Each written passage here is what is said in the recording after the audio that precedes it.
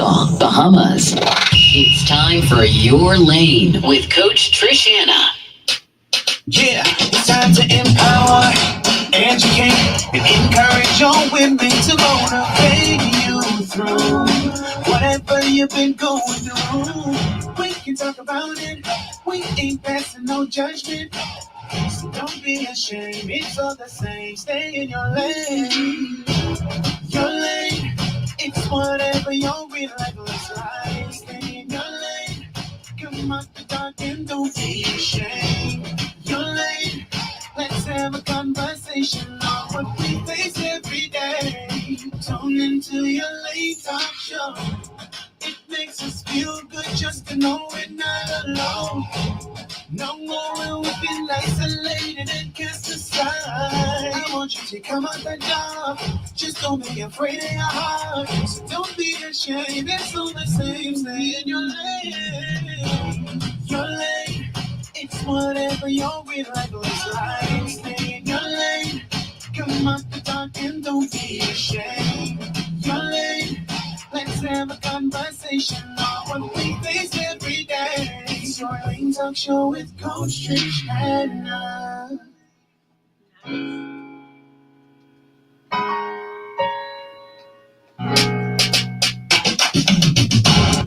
Hello, hello, hello. Welcome everyone to Your Lane Talk Show with your coach Trish Hanna. Happy Sunday to you. I'm excited. We're broadcasting live from Nassau, Bahamas. I'm glad to be a part of your day today. I am blessed to be your host for Your Lane Talk Show, a show that is all about educating, encouraging, and empowering women of all ages. Last month, we did a Reignite series. We ended the month strong with Reigniting Your Faith, setting spiritual goals for a purpose-driven year, with our guest Tamara Marie Sims giving us practical steps to cultivate our relationships with God. And that is episode 119. So if you have an opportunity to go to YouTube, Coach Trish Hanna, to watch it. It's beautiful. I mean, everything, her testimony, her faith, her belief, her everything about who she has become, and in this moment, in this time, as an author, as a counselor, she wears so many hats, as a mother, and she had to go through some things as at this point as a widow. Okay, yes, she shared a little bit about that as well.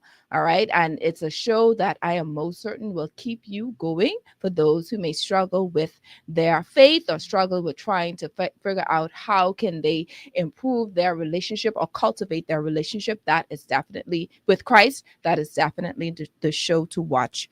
All right, so go ahead and do that. This month we will be focusing on all things relationships. All right, so we're starting off. I know last week I told you that we were going to start on STDs, right? But of course, based on our scheduling, we had to do some things, shuffle up some things. And so the STD show will be next week instead of this week. All right.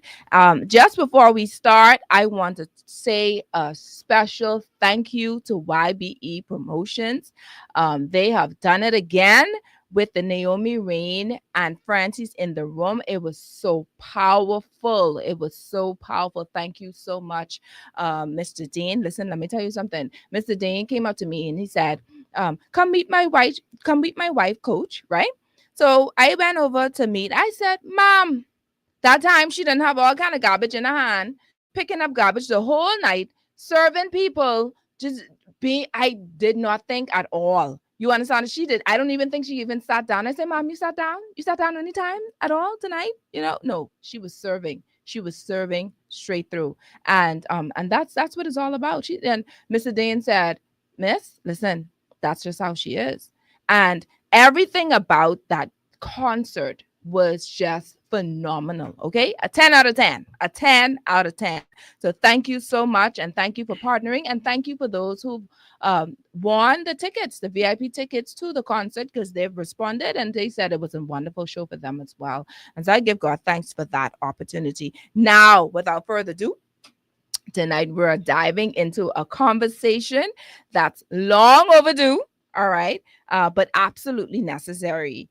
Sex in Christian marriages. Okay. Yes, you heard that right. Yes, and I said it. Yes, I said it on the radio.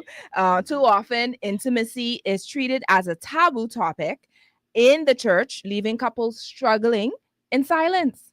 All right. But God designed sex to be pure, passionate, powerful within the marriage. And so we're going to break the silence today. All right. We're going to reclaim intimacy and the way that God intended it to be. So just because we are believers or just because we read our Bibles doesn't mean that we don't know how to get down. All right.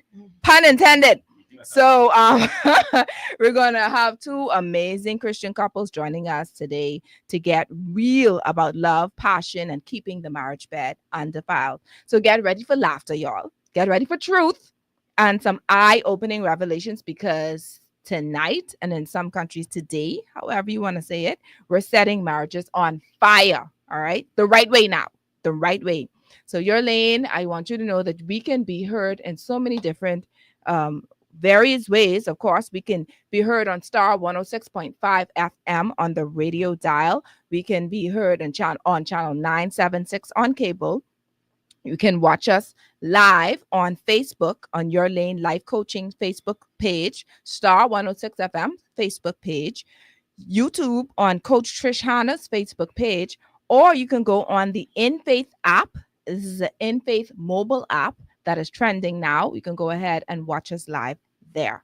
All right. And we're also inviting those who wish to have questions. If you want to have any questions, pour out your thoughts, your insight about today's show, you can go ahead and do so. And if you want to do so anonymously, the number to call is 1-242-376-8689. That's 1-242-376-8689 should you desire to ask a question anonymously. All right. Your Lane episode 120, Undefiled, Breaking Taboos About Sex in Christian Marriages, is brought to you by John Shoe Store and Accessories, Your Lane Life Coaching, Emmanuel Medical Center. Take charge of your health with Emmanuel Medical Center, helping you achieve wellness. They specialize in annual physicals, health certificates, and the management of hypertension, diabetes, and cholesterol. They also provide child and adolescent health care, primary health care for adults, screening and management of sexually transmitted infections, and diagnosis and treatment of mental disorders. For compassionate and comprehensive care, call Emmanuel Medical Center today at 393-9355. Emmanuel Medical Center, helping you achieve wellness. Today's show is also brought to you by the Perfume Bar. Celebrate your love with their perfect pair promotion. You can shop and save 15% off your second fragrance going on now until the end of February. And we are also being sponsored by DQ Bahamas. Set sail on the ultimate Valentine's Day experience. Dairy Queen has partnered with Seahorse Sailing Adventures to give you a chance to win a sunset dinner for two. Grand prize includes 2 to 3 hour sunset sailing, delicious dinner, drinks, and dessert. And to enter, you spend only $25 or more at DQ and place your receipt in the raffle box, and they will announce the winner on February 12th, 2025, this year, of course. Celebrate love with an unforgettable evening. All right. So even those who are driving now, those who are on the road, you're doing your Sunday drive, go ahead and stop at Dairy Queen now. If you spend $25 or more, enter to win. All right. That's actually something that I want to do. I don't know about you all, but I would love to do a sunset sailing dinner event with my king, right? All right, so let's get into it, man, because I'm ready. I'm excited. All right, so meet the Millers. Meet the Millers. Franklin and Chevette Miller tied the knot almost 27 years ago on Saturday, 14th of March, 1998. Their union has brought about 6 children. Before any of their children were born, they agreed that Mr. Miller would go to work and provide for the family, and Lady Miller would be a stay-at-home mom to groom their unborn children as they came into fruition.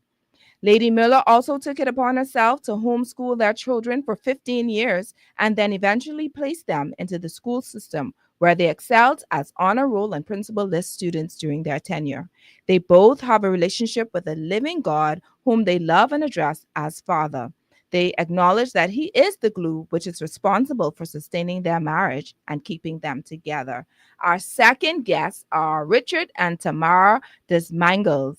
They have been happily married for 16 and a half years, celebrating their anniversary August 2nd.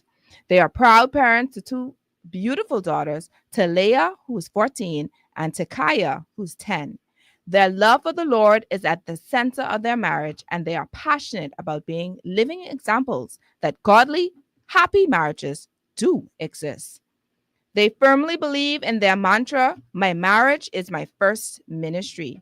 For them, marriage is all about service, commitment, and continually keeping their I do's at the forefront. Tonight, they're here to share their journey, wisdom, and insight on keeping the marriage bed undefiled. Welcome, welcome, welcome. Welcome, the Millers. And I have you all to know that Richard and Tamara are right behind me. And I did share with them. No hanky panky in the back. There. There. I can't promise you nothing.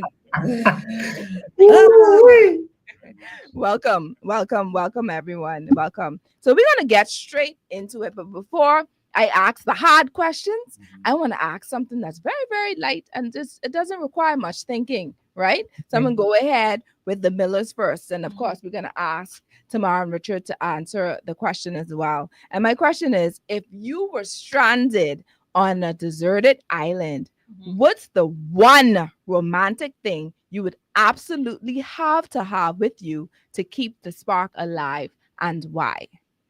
Oh, baby, you go first. Wow, that's powerful. She gave that to me. That's what we call being thrown under the bus professionally. So for me, I gotta have something comfortable. I gotta have a blanket. I got weak knees, folks. And the way I like to carry on, I need my knee to be functional. So if my knee hurt, ain't much talk happening. I need my blanket. So, okay, Mr. Miller would bring a blanket. What about you, Lady Miller? So, you said that I'm stranded by myself or my husband? No, you with your husband. Okay, What right. romantic thing would you bring and why? I guess I'll make sure I bring some food that we like, because after a good piece of juice, and you need to eat. You understand? That's true though. Oh no, but that's it. You know, my husband is telling me you can't make love on an empty belly, and you definitely can't do that nothing. You know, so I get it. I get it. I love that. That's a good answer. Let's go, Richard and Tamara. What are your answers? I would say a blanket and a pillow. I mean, you got to be comfortable. A blanket and a pillow. And I would say music, because my favorite boyfriend really can't sing, but you know, music has set the tone. So yes, when we get music, we get. I love that. I love that. Richard? Oh, sorry. I'm muted. I would say a blanket and a pillow. A pillow. Yes, a pillow. Why a pillow? To be comfortable. Okay. All right. All right, I got you. Because the men got to be comfortable.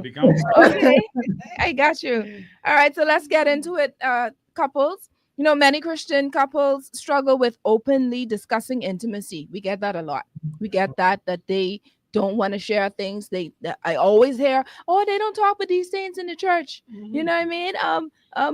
I want to know what do you think? Why do you think sex is such a taboo topic in the church, and how can we change that? So I'm going to start with the Richard and Tamara first, and then we're going to ask you as well, the Millers. Why do you think that sex is such a taboo topic in the church, and how can we change that? Why is it a taboo topic in the church? I really don't know why, considering we have a whole book of Solomon's in the Bible. I think we tend to get very scriptural and deep, and we forget the needs, the physical needs, the touch, the feel, the words that you need in marriage. You need those affirmation. Why is it straight away?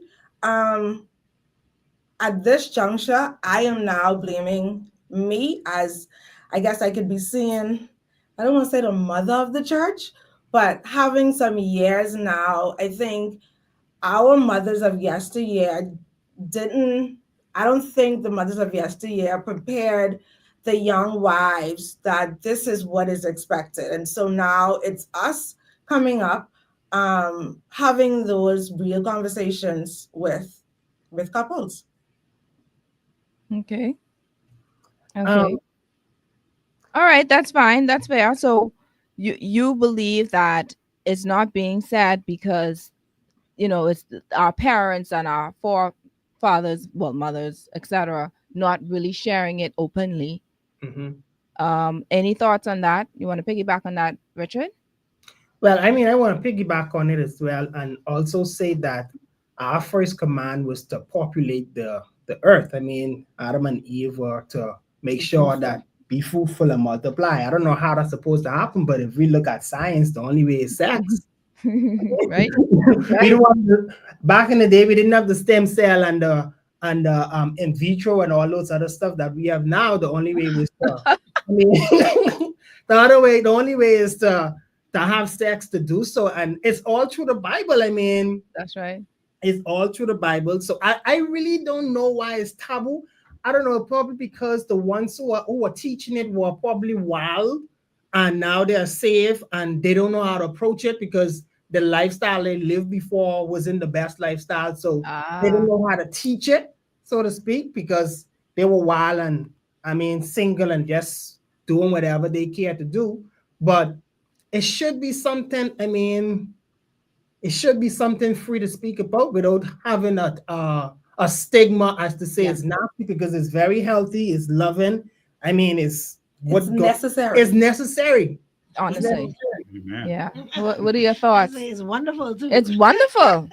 Yeah, I want to take a different direction. I believe that the old church had a thing about holiness, and one of the things that the church considered makes you unholy is fornication, which basically is sex. So sex is seen as the kryptonite of holiness. So if you're promoting holiness in the church, the concept of introducing sex to that is synonymous to jacking off and shooting sperm in God's face to the people who are holy. Because from their perspective, you were bringing a dirty topic into a holy environment. So that's one of the reasons why I was discouraged. It's still discouraged today. It's just not a space that promotes holiness as far as the religious church is concerned. Okay, so how do we break that then? Because we have people like yourself, people like the Richard and Tamara, like myself. We are believers. We're married. We know what it is to keep and maintain our marriage beds, etc. Being the bed not being undefiled, etc. So, do you think it's safe then to go to various churches and discuss things like this? It is safe now. Yes, now it is, because you just need skilled teachers. For example, if you would take the approach to show the Bible's view on sex and how Solomon described it, letting her breasts satisfy you and the things that it would have described. If you take a proper skilled approach, you'll be able to bring the message across. Remember, the Bible talks about the truth making someone free. It is just a matter of revealing truth, and truth will do the rest. That's right. You have to trust the Holy Spirit to allow us who are teachers to be able to bring that truth in a way that's transforming. And I believe it'll work. I love that. Now, even as y'all are talking about this, and you've been married for 27 years, right? 27 plus? Come March, it'll be 27 years. 27. Okay, 27. March right there. Yeah, right there. Okay, 27 years. All right. Now, I need to know that the wisdom that you carry now, I'm most certain that it wasn't always there, right? So how has your understanding of intimacy in marriage evolved since you started off when you first got married to how it is now? Like what was the process? What are some of the mistakes, the hidden misses that were made between you two prior to this exciting, what should I use? Discovery of pleasure, as Lady Miller described it. What's amazing, and just to dive into our sexual history for a while, As Christians, we fasted a lot Mhm. for the same reason we wanted to avoid fornication. So every other month we was on a fast to make Mhm. sure we don't have sex as Christians. And We this is had prior to marriage. prior to marriage, Obviously. we had Yeah. a very strong Pentecostal Mhm. pastor Mhm. and the person of Apostle Kelson Miller, Mhm. and also coming from the background of Church of God of Prophecy Mhm. with Bishop George Burns. Mhm. And during those times, people didn't really talk about sex. So when we first got married, it's like, okay, now how do we start this? Even though I wasn't a virgin Mhm. and I knew how to start sex, coming from that church environment was very uncomfortable. How do we start this? Mhm. Each time we did it, we were uncomfortable Mhm. until we say, you know something, we got to try to find a way to not have to do this. Yeah. But now it's natural. And the natural evolution of discovering one another's body Yeah. kind of brought us there. You know, you get to find buttons, I like to call it, on your wife Yes. to get a certain reaction. What we have learned now with 27 years of marriage Yeah. is that there's something called a natural catalyst. And each person needs to explore what that catalyst is. For the Mhm. man, you need to know what it is that makes your wife crazy hot, make her want to throw you down on the ground and tear your clothes off and say, give me this now. My God. And the husband needs to be able to do the same thing. Yes. But I wouldn't move your wife in. Yeah. You need to know where those buttons are. You know, she rowing, she in the kitchen, she in the bathroom, whatever, to get her to drop that bath towel down, put the dishcloth down, head straight for the room. Why it got to be the room? Because wherever she is, that's right. That's where you take it. Something Or kitchen Well, table. see, we Uh-huh. can You get got children, kids, so uh-huh. we can't just go juke any and everywhere. I get you. I get you. I tell them I What y'all can't wait. saying over there? What y'all saying in the back there? I can't wait till they all go so we can finish Yeah. fixing the rest of the Yeah, house. yeah, I got you. But Desmangles, y'all want to piggyback on that question? How has your understanding of intimacy in marriage evolved over the years? Well, for me, I think when you're young and you just get married, right? You know the scriptures say the wife body is no longer hers, and the husband Yes. body is no longer his. Yes. I mean, it is true, right? But we take it so literal and we abuse it at some point, right? We abuse it and don't like the first couple would have said that we make mistakes in terms of not understanding the wife body, because not every time you are in the moment, your wife is also in the moment. So that means, hey, give it to me. I'm in the moment. It don't matter if you're not in the moment, because the Bible says the body is mine and is no longer yours. So we have to now come to an understanding that, like the gentleman said, we have to know what button to press to get your wife into the moment, rather than trying to force your wife into the moment, which could cause friction in the marriage and cause confusion in the sex life. And I think that's very important for the young couples who just getting married.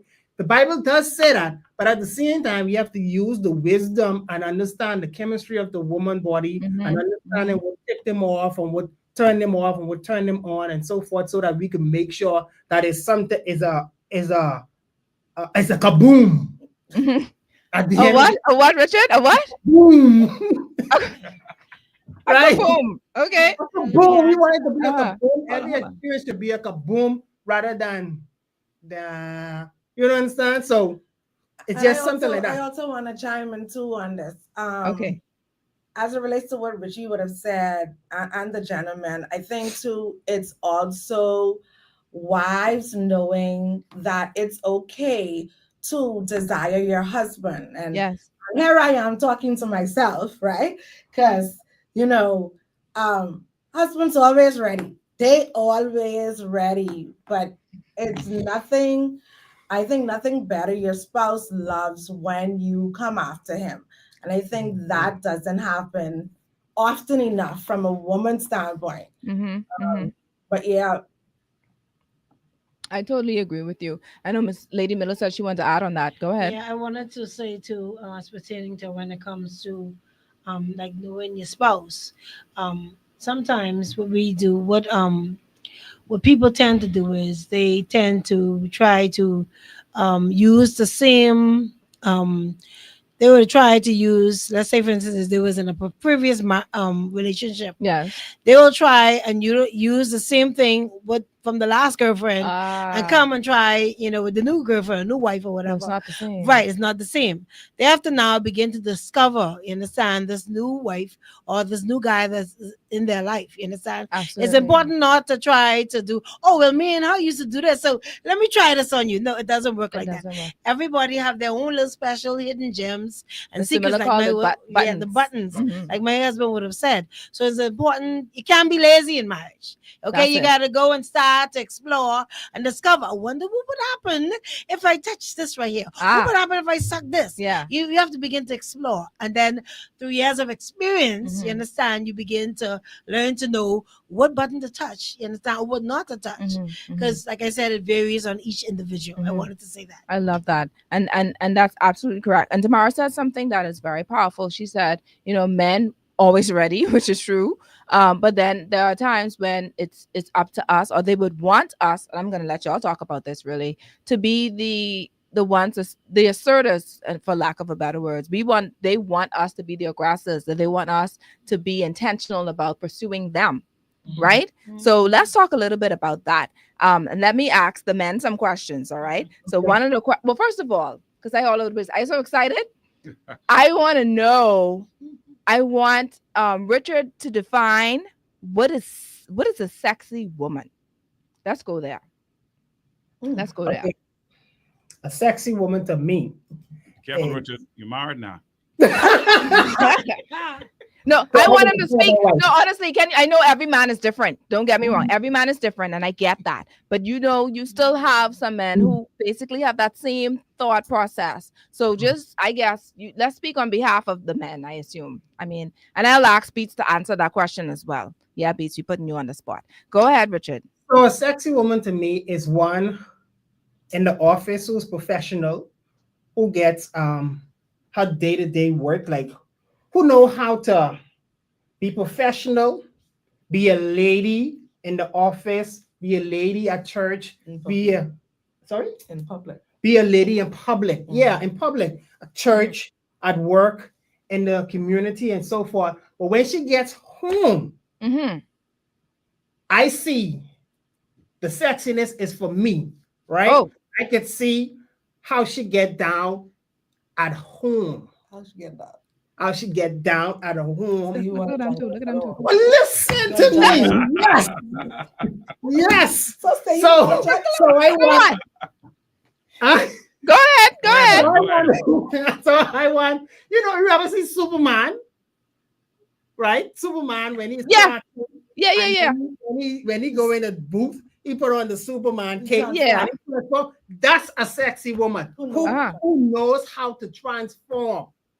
Come from one I could say costume into the next costume and perform the way she should in each costume. I love you that. See what I said? That's a sexy woman to me. That's a sexy woman to you. You see that? So it's like, okay, so you be the lady on the streets, but a freak in the bed. I.e., like that's the short way of him putting that. I had to put it this way, but okay. Yeah. But I love that. But guess what? We're gonna take a break real quick because I want to ask Mr. Miller the same question, and then after we're done with that question, we're gonna ask the ladies what are some things that may be a hindrance to some women who may find it difficult. What are some hindrances for being the initiator? So we're going to ask that what prevents women. See, it's the best. Somebody asked this question. What are some of the challenges that prevent women from initiating? All right. So we're going to go ahead and answer that question right after this break.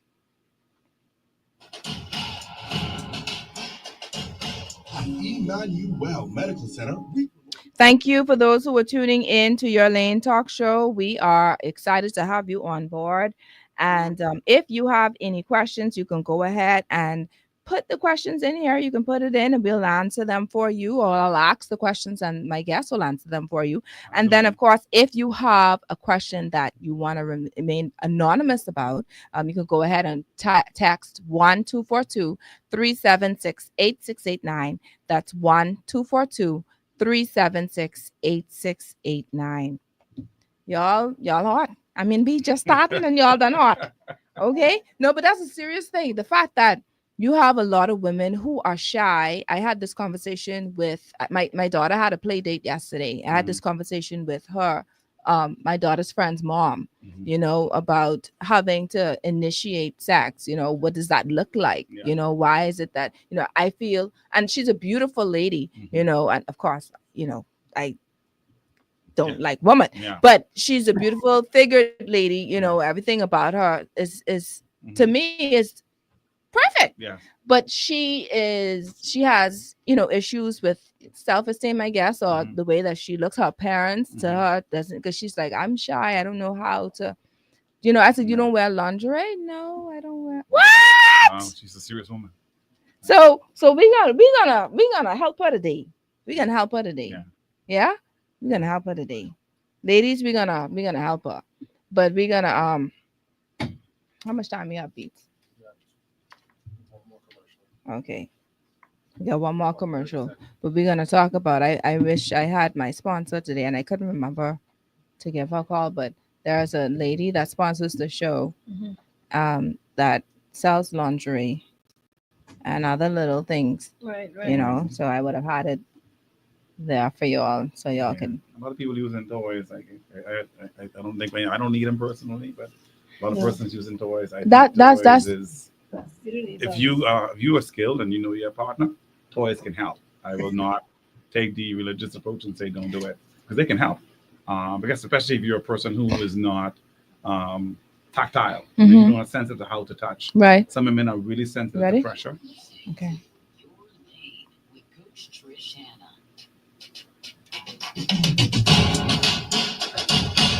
Welcome back. For those who are just joining us, we have with us in studio the Desmangles and the Millers. These are Christian couples who want to talk to us about sex. That's the best way to put it. I mean, the topic for today is Jesus, how I put reigniting? I still have reigniting there. The topic for today is undefiled. Okay, we're talking about being undefiled and knowing how to step out of that era of what, just breaking taboos, right? We want to take out the taboo about sex in Christian marriages, and we have these couples here that can help us. For those who are shy, for women who don't know how to be assertive or aggressive in the bed, and so we have ladies here, and this was intentional with the ages as well. You know, so you have an idea from someone at Tamara's age. I don't know if y'all want to share it, your ages or not, but you know, from knowing what to expect at certain ages. But I got besides myself because I excited. All right, because just before we came off the break, we were talking to Mr. Miller and we're asking him a question. And of course, you want to go ahead and answer that question for us so that we can allow the ladies to talk about ways that we can be more assertive.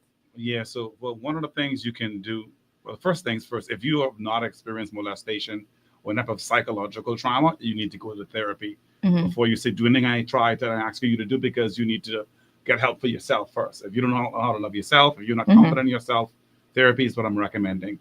You have to study your man, and you have to stop thinking that it is the traditional role of the man to come on to you. There's nothing more dangerous than a lazy woman in bed. Ooh. The problem with men are great liars in bed, because a man can give you the impression that because he's ejaculated, he is satisfied. But that man roll over and turn his back to you, even though he ejaculated, a lot of things he wanted to do and happen never happened, but he settled for being able to ejaculate. Maybe he got to go to work in the morning, but that's something women have to be careful of.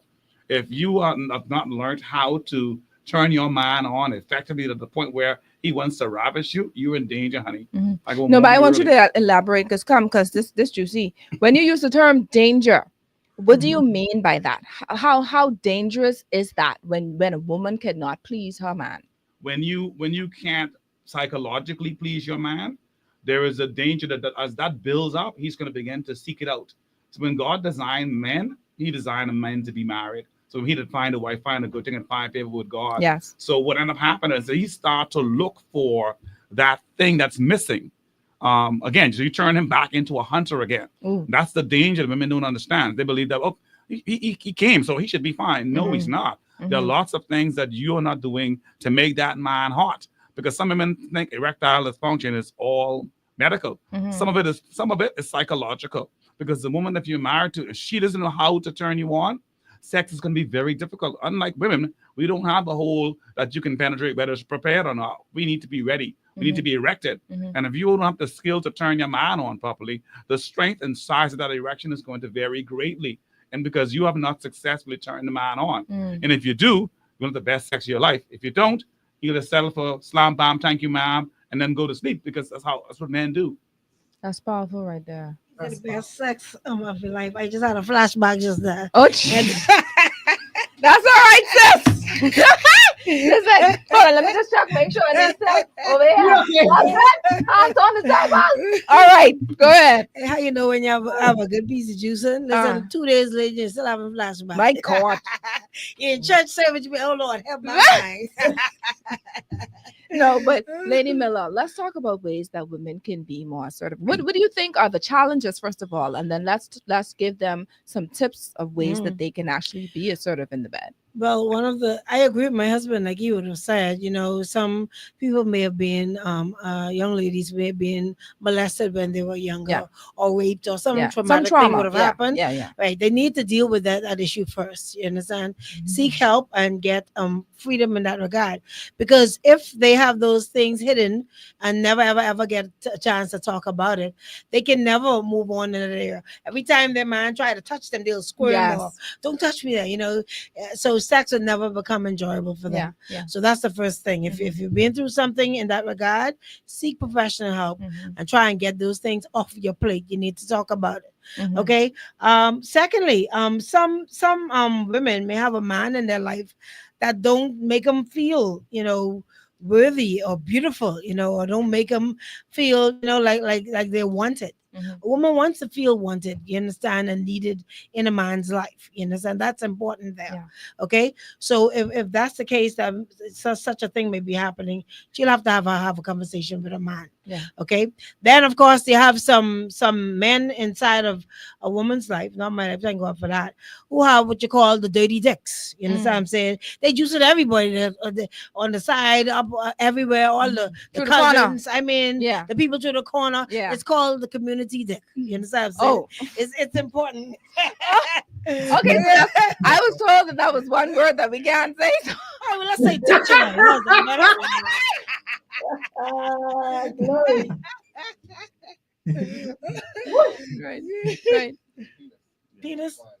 Very well, very well. I'm just open. Yeah. Okay, yeah. So you got some dirty penises going on. And if a woman know that her man being juicing 3 or 4 men, you understand, that's a psychological thing. That's a problem. You understand? Yeah. A big problem. Yeah. So she got to go through all kind of things in her mind. Okay, I wonder if he juiced Mary too. Did he juice Martha? You understand? What about Miriam? All the people in the Bible. You understand? So that would be a turn off for her. Right. As well. Yeah. I'm not gonna go no further than that. So you're the man who doing that. Please stop. Okay. Yeah. Just take pride in that one woman. Then of course you have some men who don't like the bed. You can't come talking about you want your woman to come on to you and stuff like that, and you smelling like the cesspit outside, the sewer. You understand? You in bed in days. You understand? You gotta get run to the bathroom. You understand? Ooh. Yeah, things like that would be a great turn off. These are just some of the things that I believe some women go through. That's that's so good. Yeah, I know of a couple. You understand? That they done dead and gone. But listen, 8 days and thing. The woman had to say, "What if you don't get inside that tub?" She had to row him into the bathroom. Come on, you understand? Yeah, 8 days. That's how much you want some. Yes, yeah. So I'll leave it for somebody else to talk because I take them all the time. That's fine. Tamara, let's hear from you. What are some things that you think may be an issue or a challenge for women? In becoming more assertive in the bed, and what are some tips that you can give for them? So for me, based on everything that would have been shared already, all of that I think boils down to communication, effective communication. I think from the onset, I always tell persons who are about to get married or recently married, like, have the hard conversations first. Let your expectations be known. Like, if you are a woman who needs to be sought after, make that expectation known. And if your husband is saying the same thing, then you also have to to bow gracefully. Yeah. Hindrances can stem, I would go to something that we would have experienced that also still stemmed with communication. Having children. After you have children, you're learning your body all over again. Yes. You know what I mean? And so, like Lady Miller would have said, women love to feel loved. And so if you have a spouse who doesn't know how to love you or love your body, that is a conversation. Yes. Like, we need to normalize having the conversation like, babes, you didn't touch me like how you used to before I had children. You ain't telling me I look sexy when I put on something, And as women, we tend to be very critical of our bodies externally. So if I'm already critical and I'm feeling like dude feeling me, then I'm not gonna assert myself. It's just not gonna happen. And nobody wants to be the log in the bedroom. Like, you don't, man, the reality is we just want to have sex to have sex. Like, you want make love. This is to be enjoyed. Passion. This ignites. This is fire. Yeah. So kaboom. it's just having those conversations. Kaboom. Yes. Uh-huh. All right. Now, the last time I had a show with a couple, there was a question that an international listener asked, and it pertained to oral sex. Now, at the moment, they chose not to answer that question, which is fair, But of course, this is the topic for the day, and we ain't leaving nothing out. Okay. All right. Okay. Amen. So there's a debate in Christian circles about whether oral sex is acceptable in marriage. What are your thoughts on this? So I don't know who want to go first. Let me go first. Okay. All right. So Desmangles, they go in first. And how do you approach this conversation as a couple? The conversation itself or the act? Both. I mean, the conversation is basically, like I said earlier, right? Now, and we take it literal, but sometimes we do abuse it. The body is no longer yours, it's now mine. So I do whatever I want to do with it, right? Scientifically, right? So if the Bible say, oh, the breasts, enjoy the breasts, made to satisfy, and then the garden, enjoy the garden. What is the garden? I need to explore what is the garden. So I have to explore the garden. I have to explore the fruits. They call it the fruits and everything. So oral sex to me, I enjoy it. I enjoy giving it because it's just, I think. And he enjoys receiving it. Let's not forget. Yes, right. I prefer to give. The Bible says best to give than to receive. So I get more pleasure in giving it. And I don't think it should be something taboo. Come on. Just should not be taboo. I mean, because that's the body. And literally, the body is now the wife's body. The body is now the husband's body. But we tend to abuse it. So the communication is now, hey, do you like when I suck your breasts? Do you like when I go down on you? Do you prefer for me not to do it? Do you prefer for me? How long do you prefer for me to do it? I would do it forever. But do you want me to do it forever? Or what is it? Like, that's the communication. What's the time? Huh? Sorry, Mr. Miller? I tell you, hold your mind. They're on radio station more than their leg tight out there. You understand? Women like to have things like that. That's the topic. I know they need to know that. Go ahead. So the communication has to be like that. Like, what do you prefer? Yeah. It has to be mentioned. The questions have to be asked. Like, what do you want? Does that please you? Yes. Are you uncomfortable with doing that? You do have some people who don't believe in that. Yes. And to each its own.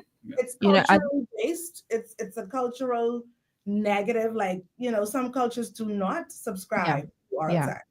Yeah. But again, that's a conversation, because if you are marrying into different cultures, again, communication. Mhm. Communication, because I mean, if I come to you and telling you, do what I this is what I need to Mhm. get me where you need me to go, Yeah. and you say, we don't do this because that's how I grow up, then That's a it's a problem.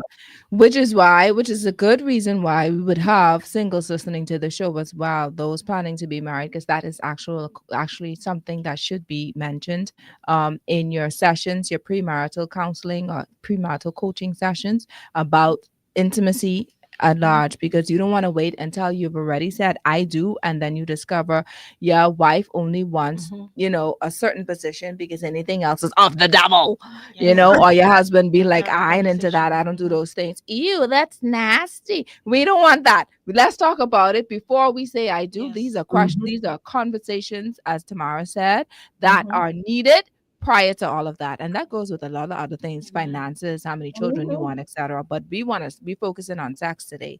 Lady Miller, what are your thoughts on oral sex in So the marriage? Bible declares that the marital bed is undefiled. It says you can do anything that you want. Listen, I believe. And those of you who ain't doing it, then you're missing out. Touch your neighbor and say, you are missing out. You're missing out. Missing out, Beats. Beats is my producer. I personally believe that the scripture says the marital bed is it's for enjoyment. Yeah. There's no boundaries. The only boundaries is if you bring in a third person, the third wheel in. No way, man. You understand what I'm saying? A threesome, a foursome, and No. 10-some, and all those stuff. Not the 10-some. I greedy. I tell my husband, I say, baby, I'm greedy when it comes to use my husband. I don't want to share you with nobody. No. You understand? That's one law I get. So I agree, and I believe in oral sex, and I believe that I think that it enhances the marriage. You understand? And I believe that you can learn each other. That's one of those things you need to explore on your man, on your woman, your husband, your wife, so to speak. Explore and find out, don't suck it too hard, and have that conversation. You understand what I'm saying? And don't try to do what you did on Fred to come and do on your husband, because it'll be something different altogether. Yeah. So you have to have that conversation as well. Absolutely. All right. So I don't believe it's a taboo. I think that it is much needed, and it's something that I look forward to. I can kid you not. Go ahead, baby. Take it away. Go ahead. Yes. So just for the heavily studied folks out there who need a little bit more foundation, Come on. and the Bible is heavily clear. It says that marriage is honorable in all, and the bed is undefiled. So in marriage, there is a spiritual covering. If you go to Genesis, you will see where there was a time when men begot daughters. And during that time, angels came down and they took those daughters and they lied with them, and they begot giants came in the land. Mm-hmm. So what God did in marriage is provide a special protective covering over marriage. So whatever is done in the marital bed, it is covered under God's grace. Mm-hmm. So you can say beyond a shadow of a doubt, I can tell you more, but not on this show, that you can partake in fellatio if it is something you guys both accept. Now, Of course. if there is a discrepancy or there's an unbelief, we have to be careful not to offend. The Bible teaches us that. So if your husband or your wife doesn't believe in oral, you should have the conversation from the beginning. It would be ungodly for you to force that upon her or him against their will. That's important. If they communicate to you something they can't do, whether that be religious reasons, whether it be because they still going to counseling from being molested, you have to then say, something for us, this is off limits, and make it a personal choice of yours rather than making it a religious choice. I love that. That's so important. It goes back to communication. Yes, At the end of the day, absolutely. you still have to say what feels good from what doesn't. Yes. What is causing me to go back to that episode That's when correct. such and such did something to me. Yes. You understand what I'm saying? I remember I was at a church event where I was talking to wives, because we had like this little time of where we have the men on one section, the women on one section, whatever have you. And then this particular lady was talking about the fact that when her husband touches her thighs, she cringes, because that's what would have happened where her uncle did the same thing prior to Yes, getting yeah. to that spot. And to this day, of course, I think she's doing counseling and stuff Excellent, now, excellent. but it's still an issue for her, and that's something that she's working on, Yeah. but she's still allowing her husband to do. And then, of course, the husband also has to be sensitive enough, Yes. and compassionate enough Yes. to to understand what she went through, you know, and not, as you've stated, not push that or force Yes. that Yeah. on that individual. Yes. So that's very Yeah, important. we are commanded by Yeah. God as husbands to love our wives as Christ loved the church, Mhm. which means we need to die for them. Yes. So when it comes to sex and intimacy, Mhm. you need to allow yourself to be what your wife need to be as an example of Christ dying for the church. Mhm. So you might say, "Oh, I didn't grow up performing fellatio on a woman, so I can't do it to you." No, you've entered into a legal covenant with God with that woman, and it's your obligation by God to provide her with her needs. That's part of the scripture. So if you're not giving her what she needs, you are violating that commandment. You're violating the scripture, because that is your job as a husband. As a husband, that come into your office. There's no other man who's authorized by God to provide with a fellatio except for you. That is your job to do that. Amen. I love that. I love that. Now let's go back to women being more assertive, because it is a women's show, but of course we have men listening and tuning in too. Women, my girls, my ladies, we still ain't touch how to be assertive though. We want practical ways of doing Okay. this. All All right. right. So we can let Lady Miller go first, and then we'll go ahead with Tamara. So let's create a scene for someone who may not know what to do. Okay. Okay, let's say for instance, right? You have you're at I guess you have some guests over and stuff like that. All right. For me, I like to be like sneaky, doing the sneaky stuff, you know. So you Y'all know, need to see. You put the camera on them. Take this one.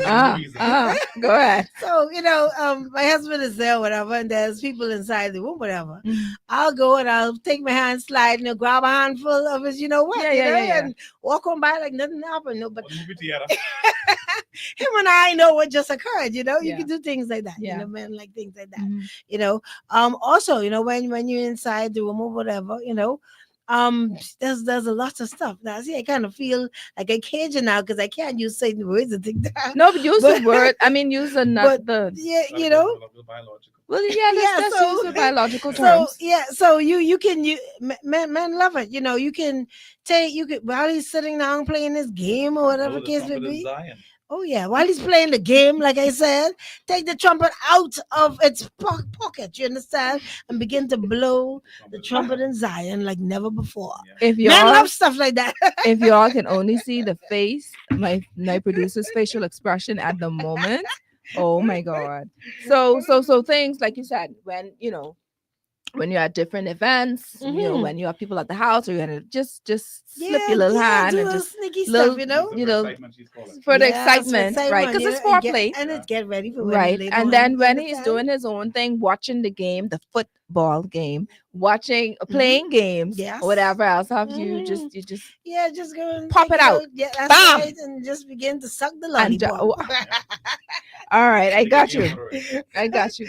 You know? That Yeah. make a On the game. phone talking to a friend, some long important conversation. Yeah. I know that's what to do. I'm going to explore, you know, man, the headlights. Right. I'm going to check the bulbs. Oh. I'm going to make sure the bulbs are completely They clean working. and the bulbs are working. Yeah. As long as you're not focused. When she stopped, I'm going to run and jump in the bed. Uh, And I If you're on that phone, yeah, I can make that and jump. I just can't even concentrate. I know, right? I know. Because I enjoy what he do. Exactly. And you fumbling with your words. Man, one you time know. he doing that while the pastor called. Oh Lord, not when the pastor called, Mr. Miller. While the pastor call. No. Nothing more I exciting love than the y'all. pastor on the next line. He promotes great excitement. Listen, let me tell y'all something. I looking in the back here. I see Richard hand down. I don't know what's going on in the back behind me. Keep your hand on the table. Okay. Keep clapping, Richard. All right, Tamara. Let's hear some things. Let's create a scene. Let's create some practical things that women can do. Find out what spicy looks like for your marriage. Spicy can mean, listen, I may show up at your place of employment with a mini skirt on and some heels, and then you just know there's no undergarments. Oh. Spicy can mean lady is leaving the undies out of the bedroom at night, like the bloomers, and let's leave them. You You need need to to wear go in there nothing. after that. Go ahead, because The bottomless.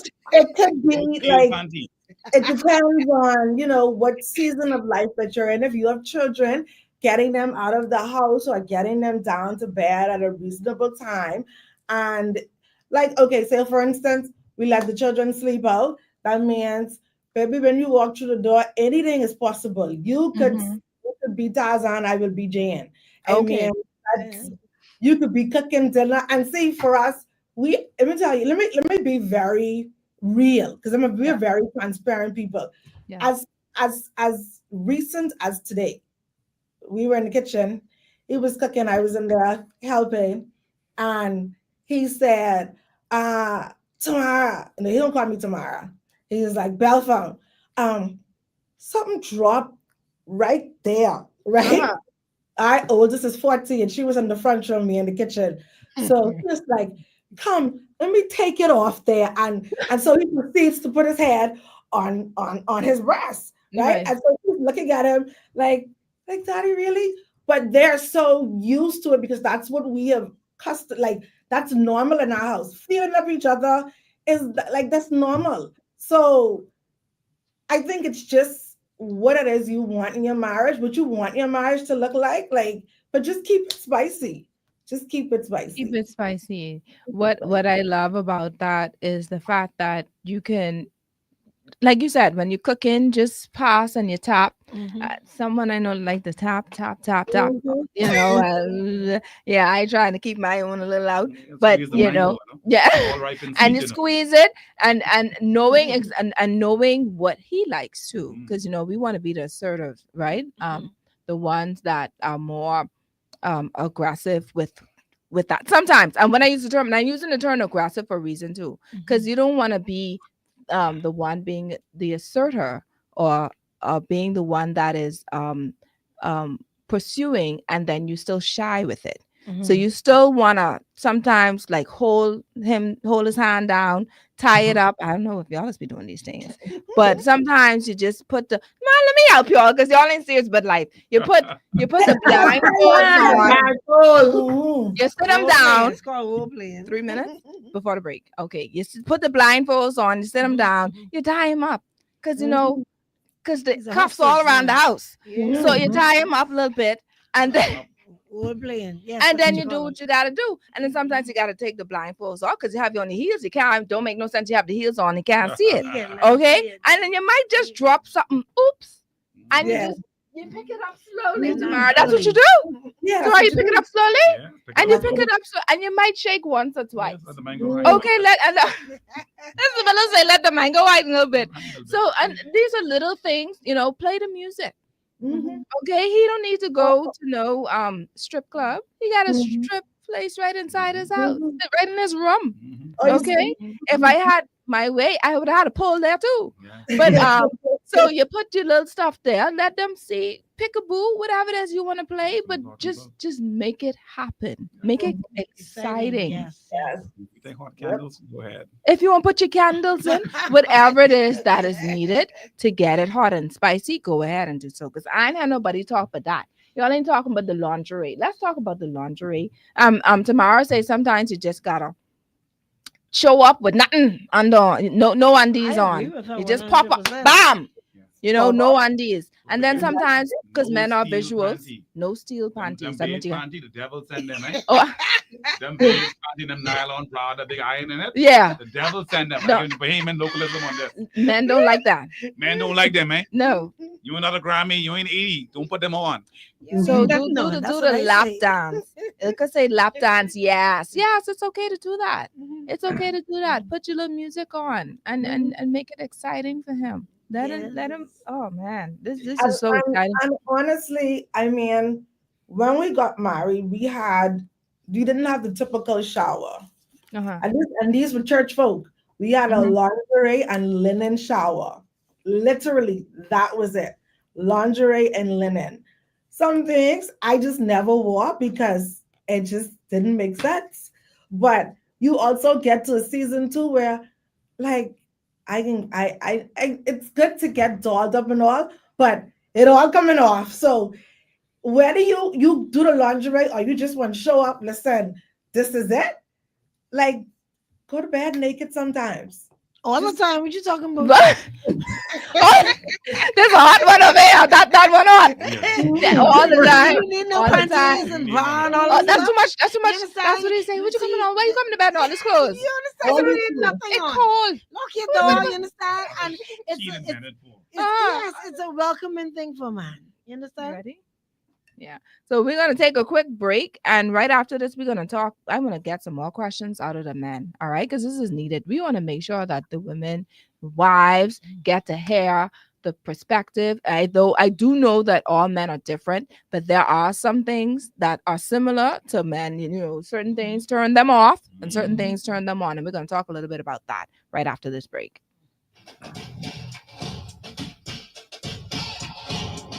All over the box. Beats, I want to get your thoughts on some things, right? Because we spoke about a lot of things. There was a question in particular that I said, let me ask Beats about, because Beats is also married. But how long have you been married? 1 and 1 is 2, and then you take it to 3, and you add 1, and you turn it around. He's still thinking, y'all. 8 years? Yeah. 8 The years. beginning. All right. One of the questions that we asked him was about the lessons, that you've learned from where you were then to your 8th year now, as far as intimacy is concerned. Was there anything that you've grown or developed, in intimacy that you can actually share? Because this is another era, by the way, right? So we want to hear his views on that. What are some lessons or keys or nuggets that people can learn from, especially those who just gotten married, that they can act, that you have learned? We got to hear you though. Yo, online. It's only that mic that's online. Okay. Being so new to marriage, we only been married literally 8 years. The only thing that I can say, a lot. They can hear you? y'all can hear me? Mhm. The only thing I can say like solidly is just to be patient and accepting when it comes to intimacy. That's it. That's the only lesson that I have at this time. And what do you mean by Patience. being patient? In what ways, on what You have terms? 2 kids. It ain't always gonna happen. Sometimes you want it to happen, and you might fall asleep. I might fall asleep. You might fall asleep. The children might not fall asleep. So you just gotta be patient and take advantage when the opportunity arises. I love that. That's it. Yeah. That's the only advice I have when it comes Yeah. to intimacy. That's good. That's good right there. That's good. Being patient. That is also knowing the seasons that you're in. Like, Absolutely. in marriage, you go through seasons. And so what you could have done before children, when you have young children, that may change. And then as they Yes. get older, then it swing right back in line. So like you said, you got to be patient and just know the Yes. season. Yes, absolutely. Go back. Okay. To Welcome back. It's getting hot in here. Woo! Well, My goodness, it's getting hot in here. Here. So we were just before our break, we wanted to ask the males some questions. And one of the questions, of course, was what are some turnoffs? I know one of them you said the granny panty is a no, right? So what are some other things that men are turned off by? But let me ask Richard first to answer that question, and then we go ahead, Mr. Miller, and then you will follow him. What are some turnoffs for men in bed? Excuses. Well, for me, my turn-offs are usually the excuses. There was a statistics that a gentleman did. This is on TikTok, by the way. This ain't no real statistics, okay? So he said 365 days I attempted to have sex with you, and you said 88 times your head was hurting. 50 times you said you're falling asleep. 30 times you said you're not in the mood. And so I think those are turn-offs. And when you get that often, then you like, oh well, I know what the answer could be, so I might as well don't pursue. So let me just go. Let me watch a movie and fall asleep. You understand? So those are turn-offs. And then that is very dangerous because it then turns the husband way off, and it's like, what's the sense of pursuing you every time and you have an excuse? And I think I presented this to the wife one time. I say, so if you have an exam, right, and you have 30 questions, and out of the 30 questions, you get 8 right. What is that? That's an F. That's a failure. Mm-hmm. So 30 days in the month and I only had sex 8 times. Well, that's a failure. My God. Real talk. Real talk. Oh, wow. That's a turn off. You're always Yeah. getting an F in this area. So why continue to pursue? You see? So that's one of the major turn-offs for me. Brother Miller, over to you. Yeah, so I'm going to go a little deeper. I've been married a little longer, and I've kind of gone through the phases of a brand new wife to a wife after 27 years. I'm 50 years old. I'm not 13 anymore. My recovery time in 10 seconds. So if you want me to recover in 10 seconds, you need to get some serious skill to help that out. Simply because that's not the way men are wired. So you had a wonderful time. You went to the moon. You slapped Michael Jordan up there a couple of times because you felt that excited about it. And then 2 seconds later, you were asking a 50-year-old man, "Hey, let's do this again." That's a turn off. It just shows that that woman is not studying a man. So you want to be able to grow with one another, not just a man, because you want to be able to understand that you can't just go there like when you first get married, pull her ears twice and have a blast at the carnival. You know, as women age, they take a little bit more. Like Cat Williams said, you got to warm up the engine before they rev up, and then when you get to a certain point, and a certain age, you realize you check the dick stick, you make sure things are good, and there's just certain things you need to know. You know your woman at a certain age. So when a woman gets in a certain age, around the menopause, whatever, the vagina becomes the most strange. Hold on, Mr. Miller. You going over these questions I want to ask. Good. I want to ask them properly, but I want to talk about the turn-offs, man. Okay. Let's talk about the turn-offs because we actually, that's our next question, talking about the age. Okay. So he's tapping a little over. Give you a list. Yeah, so give me some turn-offs for men. Right, we already said steel panty. Yeah. Coming to bed and clothes and jeans and stuff on. That's a problem. Even though it's cold, wrapping the sheet fully around you in the night. Unless I get a sharp scissors, I don't want to see no sheet. Hair all over the place, looking dead nasty. Like you've been in a fight with Mike Tyson and you lose. All these things are issues of men. Men are visual. Yeah. So if you look like my Grammy, I don't want to see you. Yeah. Okay, sweet yourself up a little bit. Get a nice fresh bar, whatever. Nice. Put one little Victoria's Secret somewhere around me. Smell some sweetness on the side of me. Understand? So these are things that men find to be good. So if you ain't doing these things, you causing a problem. You causing a problem. I love that. And taking care of yourself. Taking care of yourself. Yeah. You know what I mean? And for that. the love of God, if you wear a bra all day, you can't just shower. You got to take some effort. If your husband likes to do intimate stuff with you, you got to clean that area properly. Yeah. No one won't taste nylon. No. That's the problem. Or sweat. Or too sweat. much. Yeah, sweat is good because sometimes, while the passion is there. Don't mind the passion. The sweat coming down is good. Anyway, that's a sign you're doing a good job. Yeah. But to taste sweat while you cleaning the headlights, it's not a good thing. I got you. All right. Now, I know you spoke about the age factor, and I know that as men get older, their stamina changes. Okay. Their desire sometimes decreases, or libido decreases. So how can women, because women are tuning in, get a better understanding of that? Because like you said initially, you said, hey, don't expect me to get this up right away 10 seconds later. So what if, I know every man is different, but what is the average interval between, let's say you are intimate today at the age of 50 plus, when would be the next time, do you think? So for the Superman, sometimes Millers, Johnsons, and Smiths, that's every day. Come on, without one of them last name, especially Smiths. Yeah, that's still every day at 50. For other men, they might take 2 days.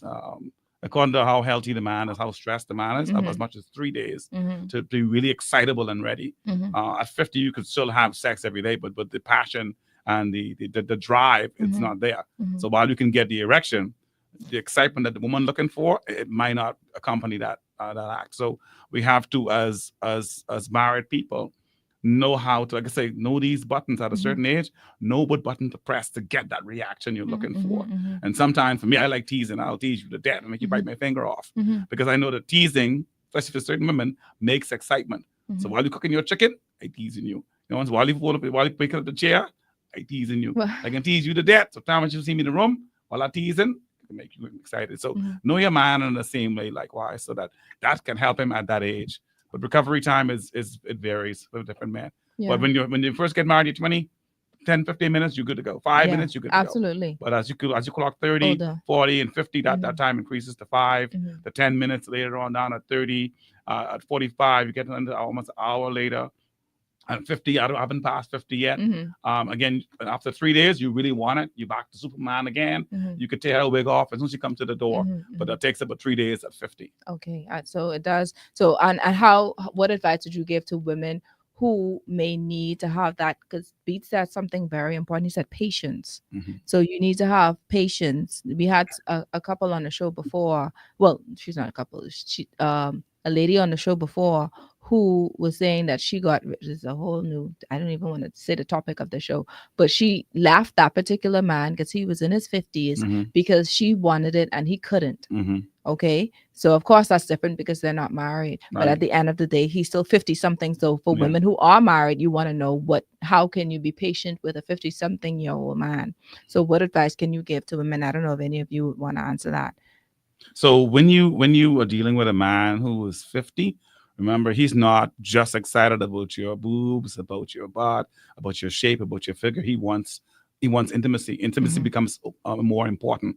So if you understand what he likes, what he perceived to be intimacy, you can still get that reaction from him. Remember, there are guys who cheating at 50 who they won't touch their wife in a week, but they sweetheart they're going to every night. They might take a honey or some Viagra or whatever, but they are doing that because that's what they do. Yeah. But if you know your man and you understand his mind, you can't be stopped because it doesn't matter if he does not physically turn on, he doesn't want it. If you turn him on, he will want it, and that's just about a matter of knowing him, talking to him, listening to what he tell you, doing what he says. A man knows his body well. If you say to your baby, like when you come home, touch my foot.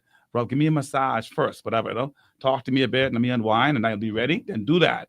Don't say, but I need it now. I already asked for it. I can't wait no longer. That's going to kill it. That's going to be the opposite effect of you getting what you want. When men give instructions sexually, they're like doctors with it. Unlike a woman where they want you to discover and explore. Men ain't like that. Men want to give you the advice, give you the instruction that you could go right to what you need to do so they can get where they need to get to. That's how men are.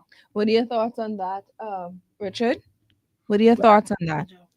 He started to talk about the age, and then he started to call some last names to say that. Oh God! What a strongest ones, right?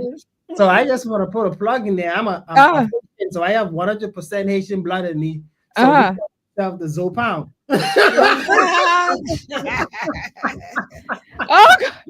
So coming from the Zoes, we can go all day. We like Abraham. We be in the 99.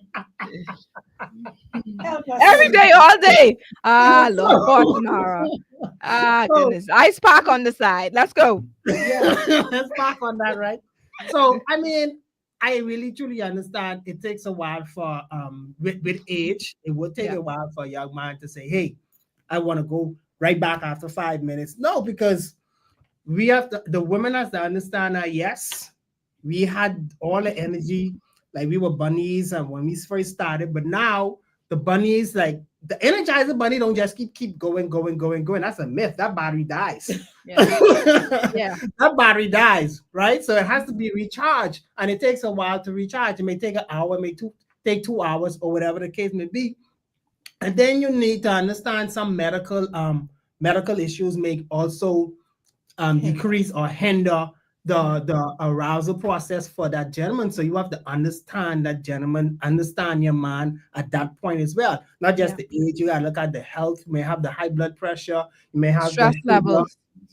Those stress levels on the job, whatever the case may be, you may be having a stressful day and your mind, it's like it starts from the mind. It starts from the mind. You have to stimulate the mind. If the mind can't get stimulated, then the body won't be stimulated, and then you'll just have a flabby. I mean, you just wouldn't have nothing. Will be your friend. Yeah, you understand? No matter how much kissing or how much rubbing or whatever the case may be, but you have to really start with the mind. Make sure the husband, the male, is right in the mind first. The stress levels are not there, like reduce and so forth. Because men sometimes be thinking about 100 things at one time.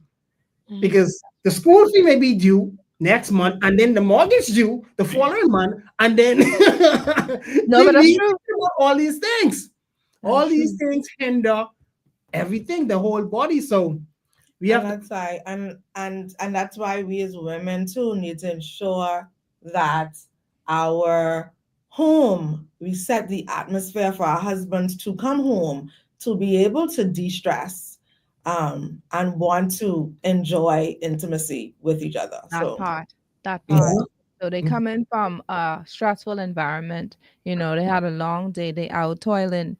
And when they come home, they see all the churn pampers on the ground and all these different things all over the place, it, chaos, the food. He they hungry and the food ain't cooked, nothing on the stove. it I could mean, be I as don't know simple what you as expect after wowing, that. You understand wowing. what I'm saying? So You just rowing, yeah, just making noise. It's just so we have to understand, even as women, how to have and maintain a peaceful home. yeah. That is something that God has been dealing with me and talking to me about for the past couple of years now, ensuring that my house remains peaceful at all times, because out there ain't nothing to play with, especially the role that my husband plays. You know what I mean? So coming home, then making sure that everything is at ease for him is something that all of us as wives should be Amen to that. responsible and take heed from. All right. Now I wanna share something, but before I do, I'm gonna ask Tamara a question real quick. And of course, Lady Miller, you can answer this as well. I know as a wife, intimacy is important for us as well, but it also starts for us, it starts with our minds. Okay. So in preparing for physical intimacy, how important do you think emotional intimacy is? Because for those men who are listening, of course, they need to know that as well. You don't just come in the bedroom and just start touching. What would you call you call them? What you call them? Adjusting the headlights. Adjusting the headlights. And there's a comment that's Keishan that says intimacy starts long before the bedroom, which is so true. Intimacy starts from the moment you wake up. Yep. From the moment you wake up, you get into that foreplay starts from there, from the hello honey and the text messages throughout the day. Do you need anything before you come home? All those little things, they start there.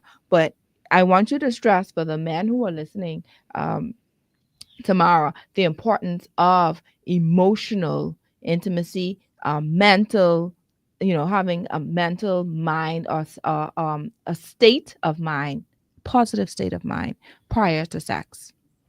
It is extremely important, extremely important. Like you would have shared, it does start way before the bedroom. Um, just how you wake up, the tone in which you wake up, sets the atmosphere. If this can be a good day, or this can be a day where I can just come home and hurry up, throw on clothes, and go to bed. He can meet me sleeping.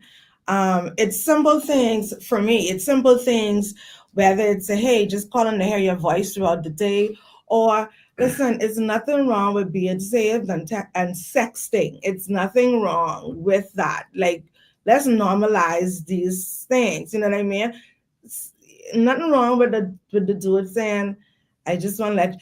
Nothing worse than a woman walking out the house and another dude saying she look You good, look beautiful. you look Yeah. fine, and your husband and say boo. Like, so dudes, things like that, um sets the atmosphere. Like you would have said, just calling and saying, hey, do you need anything before I come home? Or how about you come home early one day and say, hey, I got the kids tonight, let me bathe them, let me put them to sleep, or I'm grabbing dinner so you don't have to worry about that. I'm getting dinner, you go home, take your long bath, and set the atmosphere. So it's just those things matter. They matter emotionally, they matter mentally, because from I know you took the time to reach out to me or make sure I good, then listen, we Gucci. Especially if your love language is acts of service, because after that, bang, everything come off. You understand? Because that to us is foreplay. Yeah. You help it out. What? You take it? You're gonna wake up and feed the baby today and change about you, baby. You rest, baby. Okay. Rest. Come for it. Come Okay. take it. Because Okay. that means that you are sensitive to my needs. That means Think that about you are me, yes. selfless. You know what I mean? That means Mhm. that you care about me, and those little things Yep. are turn offs. They're literally foreplay. Hmm. Yeah. And for me, it's when my husband decides to come in the kitchen and cook. Yes. I love to see him cooking. Oh my God, that's just a turn on. And then when our children were smaller, you take time to play with the children, put them on the lap and playing wrestling, things like that. That was a turn on for me. Emotional. That was important. Well, I'm 48 now. Now that I'm 48, listen, I don't need much emotional turn on all that stuff. Just take the penis out and put it inside the socket. You, you, I don't need much of that now. You know what I mean? Really? Yes. Really. No, I want to go there because you say it don't mean much. I would think that at age 48 it takes more, because I know at this time we have the premenopausal, menopausal type stage where the vagina gets a little bit more dry, so it requires more work. So that doesn't apply to you. I don't know. I can tell my husband, I said, baby, when I turn 45, it's like something just turn on, and I'd be like extra horny. I mean, some people are different. So I'd be like, babes, So like I say, I don't even sleep with nothing on. I'm like ever ready with the battery, always ready. And 26 years, 27 years next month, my husband can say one time when I would have turned him down sexually. I don't believe in that. I believe like the gentleman would have said, the Bible says, the husband's wife belongs to the body, and vice versa.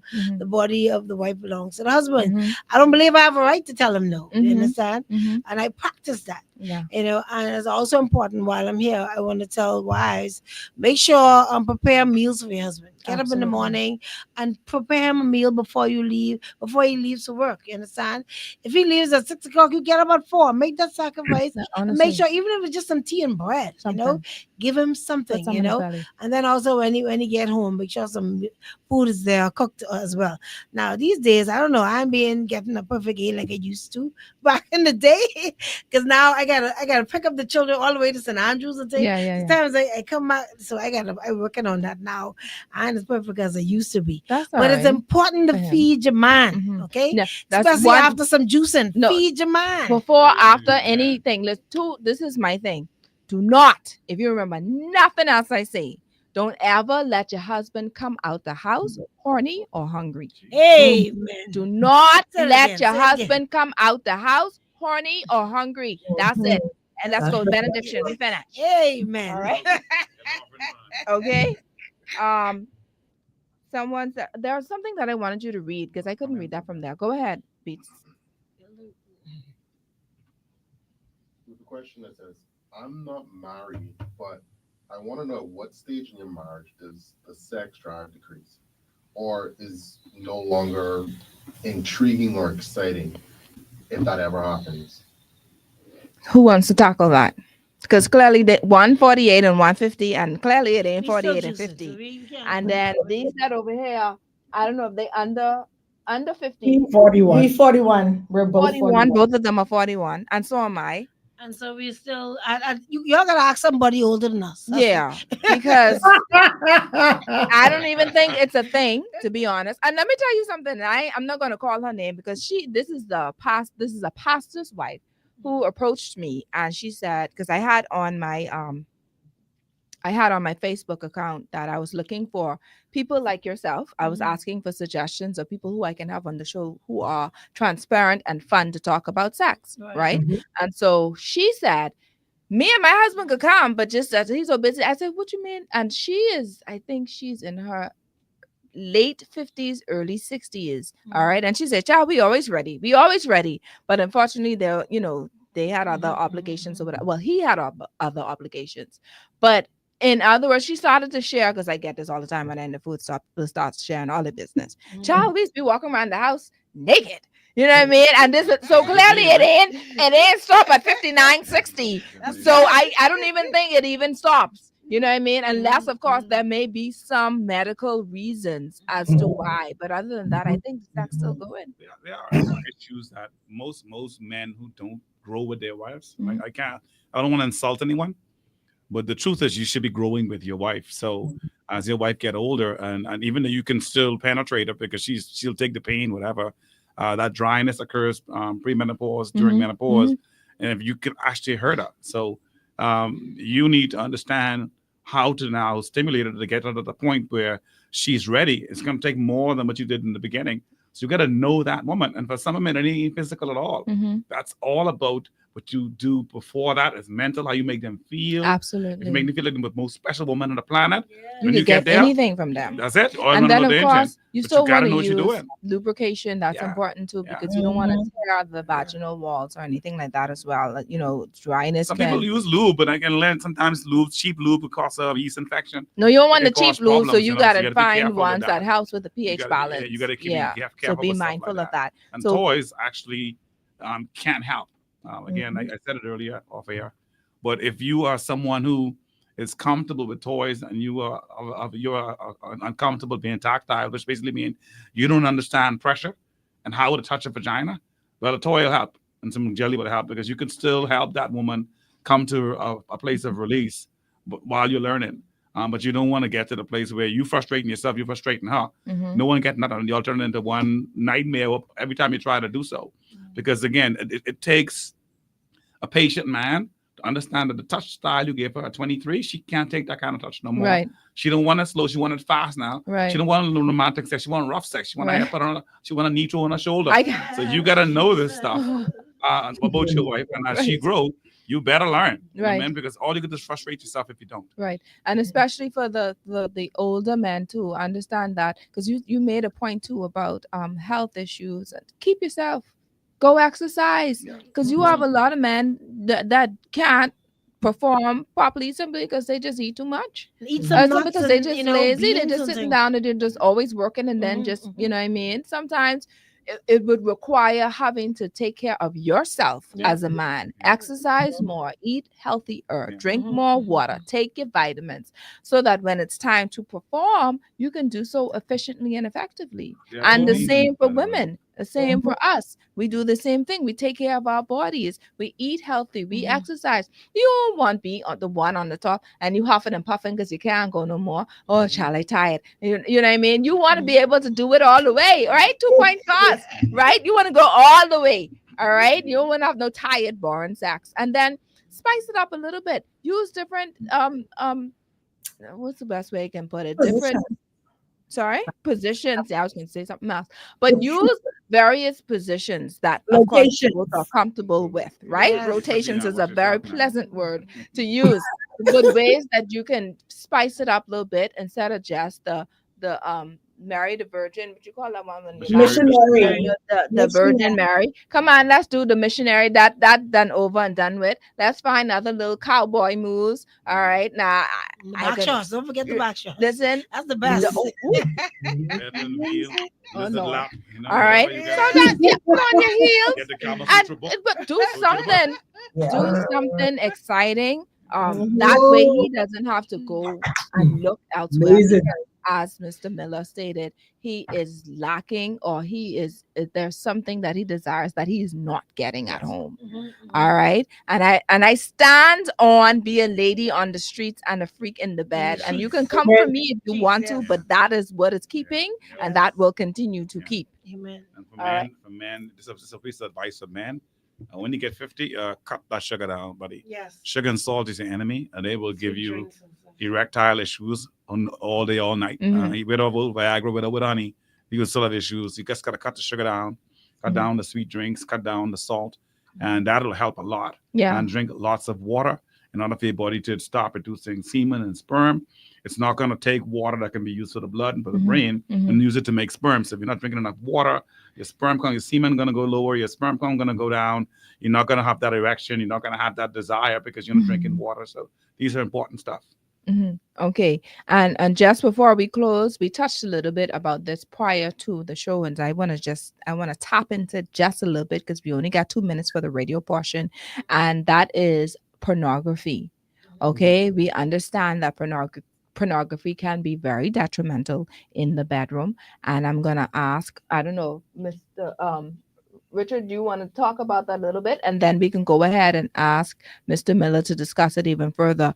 But what are your views on pornography in the bedroom? I mean, I think it desensitized the man. Why? Because the thing they see on TV is what they're going to imagine to have in the bed. and it's all false. And it's all false in the sense that the the length, in terms of the length of the scene that they're watching, they're expecting their wives to go as long as they see on the TV, or whatever they see, they're gonna expect their wives to be able to take I don't know, the position, or it's just like it's a false image, if you ask me. And it desensitized the man, because now they're seeing something, and their image, the image that they're seeing is what they want in the bed, if that make any sense. And it now draws them, rather than a connection with their wives, it's a connection with the image that they're seeing. Comparison. And it causes the comparison. It's just like you're comparing them with the old girlfriend that you had before. And that's that's very detrimental. Yeah, I want to go ahead. That's very detrimental, but it is so true. Having to have pornography or placing, sometimes not even with the spouse. Some people will watch it on their own, and of course, by doing that, you want to come in and use the same positions, the same foreplay scenes, and the same everything, whatever else that is happening there. So in that image, you want or expect your wife to look even sometimes the same way as the person that they're watching or viewing. And then, of course, as Mr. Richard stated, it desensitizes the man and the woman, in that, of course, it messes with her self-esteem, because now she has to try to perform in the way that her husband wants her to, and it puts stress on the intimacy, or the wife itself, because she wants to have to play that role or go up to that level to please her husband, in which he wants to be pleased. And that's a problem right there.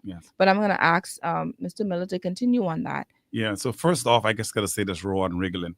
It is absolutely insulting to your wife to need to look at another woman and man having sex for you to be turned on. It is absolutely insulting. Absolutely. No Christian man, and no man at all, should have to use pornography to get turned on to his wife. You might just tell her, I really don't want you. I just use you as a wet spot for me to basically jack off in, pardon the expression, because it's just that insulting. For those who watch porn before they get married, as teenagers and young adults, whatever, porn teaches the body to release dopamine to help you to become reactive, and you can masturbate and you can experience a release. Unfortunately, we become adaptive, like with insulin resistance. We become adaptive to that process. And it takes more and more intense pornography and more intense sexual scenes, and sometimes get into type of bestiality and pedophilia to give you that same dopamine rush. And then when you get out of pornography years later and become a Christian, and your brain is already programmed for the super high levels of dopamine, you get in a Christian marriage and your wife can't produce that. And you every time you get in a relationship with her, you're not excitable. You try to like is something wrong. You feel like you're mad. You go run with the boys. You go drink rum. But the truth is, you got to go see somebody, because you have damaged your psyche. There are things you can take, but the best thing you could possibly do for yourself is sign yourself up. I know people don't like mental health. The Bahamas, they think it's a horrible thing. You're crazy. You go to Sandlands. Sign yourself up and see somebody to try to rectify those mental issues, because you can hurt your marriage really, really badly. So don't forget, human beings are designed to adapt to any chemical we put in our body. This is why you took Coke for the first time. It gives you a big high. Time you toot it to 100, you can't get that same high anymore. So be careful of pornography. It's a bad boy. It's dangerous. Don't use it in your marriage. It might work to give you a thrill and a rush a couple of times, but I promise you, if you keep watching it, especially if you start doing it privately, outside of your wife, it's going to take your life over. Absolutely. I totally agree with that. And then with that, it opens the door to so many other things. The sexual sins become demonic a factor as well. Demonic forces come in.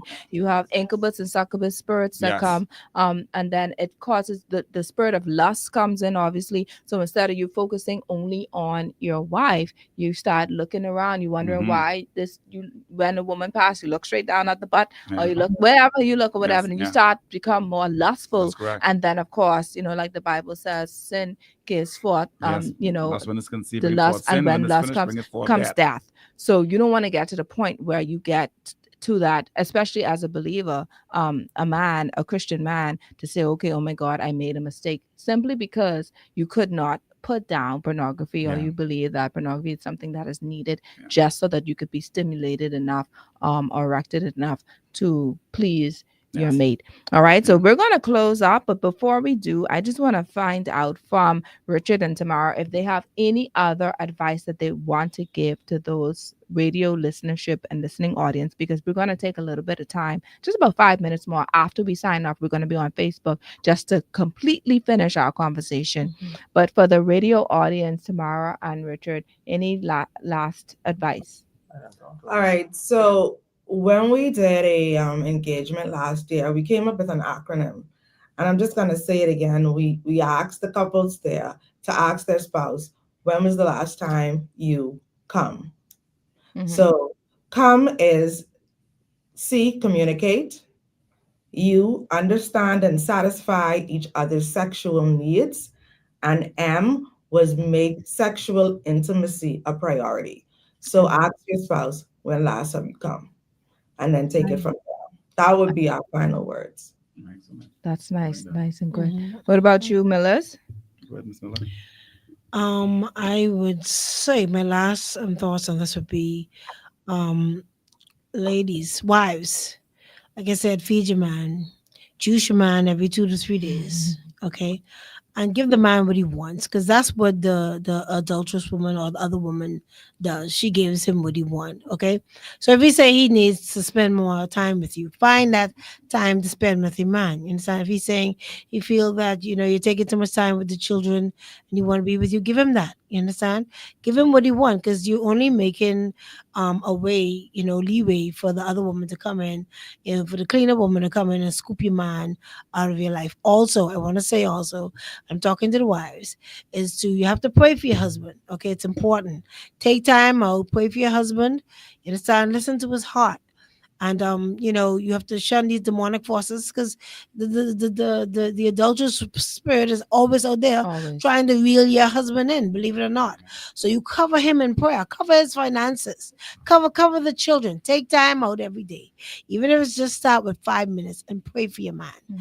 That would be my last advice there. But that's very vital. Just continue to pray. Please ask God to place a hedge of protection about your marriage. And then it's okay to ask God about sex as well. You could talk to sometimes I just be so tired. But I say, Jesus, give me the strength. And I mean it. Like I really need that strength, because I do not want to tell my husband no either. And I don't believe in that now, especially now. You know what I mean? So you want to say, God, I just need that little bit of stamina. Just give me a little something to keep going, you know what I mean? Or to entice, or to do something to keep it moving and going and flowing. Because yes, we do get tired. As women, we are tired. We do. I have 3 children. They have extracurricular activities. A lot of things are going on. All right. So you want to be able to communicate with your father. He's the creator of all Yes. things. All right. Amen. Another point I wanted to make is that God wants us to have sex. God made it, Yes. and He created for us to enjoy one another. And if that's not the case, He wouldn't have given us erogenous zones. All right. He wouldn't have allowed us to be stimulated by touches, etc. Obviously He knows that this is what our body needs and this is what our body wants, and so he provided it for us. So don't be shy, or don't stray away from, or being uncomfortable, or thinking that it's nasty to the married couple, of course, that it's okay to stimulate your spouse. It's okay to, of course, you talk to God, because what one couple can do, another couple can't do. And when I say can't do, that's because of probably the person's past. All right. Yes. So you talk to God, the creator of sex, and y'all together, y'all try to find out what works best for you two. And then, of course, communication, as we've been stating the entire day, is vitally important. What works for you, what doesn't work for you, what turns you on, what doesn't turn you on. It's okay to speak while you're actually in the bedroom as well. Can you do this? Can you touch that? Can you do that? All right. Do things to excite, but let the person know. We don't read minds. And men, Yes. y'all don't read our minds. Y'all can't read our minds. We can't read yours. So Amen. open up and say something. And you can't get mad because they ain't do exactly what you want. Tell them it's okay. All right. So we're gonna leave it there for now. For radio, if you're tuning in, if you want to come and hear the rest, then you have to go to YouTube or Your Lane Life Coaching on Facebook. YouTube is Coach Trishana. So I want to close the show Thanking our Your Lane sponsors, John Shoe Store and Accessories, Your Lane Life Coaching, Emmanuel Medical Center. Take charge of your health with Emmanuel Medical Center, helping you achieve wellness. They specialize in annual physicals, health certificates, and the management of hypertension, diabetes, and cholesterol. For compassionate and comprehensive care, call Emmanuel Medical Center today at 393-9355. Emmanuel Medical Center, helping you achieve wellness. DQ Bahamas. Love is in the air at DQ. Spend just $10 and enter our Sweet Love giveaway for a chance to win amazing prizes. Prize 1, free DQ Classic or Red Velvet Blizzard Heart Cake, and plus a box of Heart Dilly Bars. Prize 2, mini heart-shaped Red Velvet Cake. Prize 3, a box of heart-shaped Dilly Bars. Winners will be announced on February 12, 2025 at 1 p.m. on DQ Bahamas' social media platforms. Don't miss your chance to share the love this Valentine's season. We're also brought to you by the Perfume Bar. And the Perfume Bar wants you to celebrate your love with their perfect pair promotion. Shop and save 15% off your second fragrance, going on now until the end of February. Now, next week, as I said before, next week's show is called Love and Protection, Safeguarding Your Sexual Health, where we will have professionals coming here to us to talk about STIs and the importance of, protecting yourself even as couples. And the reason why I said this is Mr. Miller mentioned, okay, you will have sex with your wife, or you may not give her as much because the rest of the stamina that you do have, you go and you share it with the other woman. Okay. And so that's important because of course we don't want to have to find out that they don't have to be men, women too, out of their marriage, they go ahead and they have affairs. And in some cases, they do not use protection. And of course, in that, they bring that back home, okay, to the spouse, and that causes a problem. So we're going to talk about it. These things real, Yes. These things real. Have you heard the statistics lately? Okay, in the marital home, men and women are bringing home STDs. All right. And so, of course, we're going to talk about it. Yes, this is the show for that.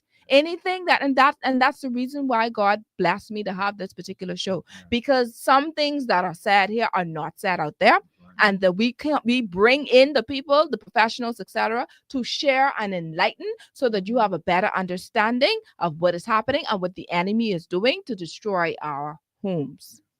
All right. I get too excited on that. All right. So thank you very much to Tamara and Richard Desmangles. And thank you so much to Lady Miller and Mr. Miller for being a part of Your Lane Talk Show. You guys, couples have been just phenomenal. Thank you for having us. Thank you so much. And for those who've been tuning in or who've tuned in for the first time, thank you so much for joining. I hope this is not your last time here. All right. Thank you so much, Beats, for holding it down as you always do. Nothing changed there.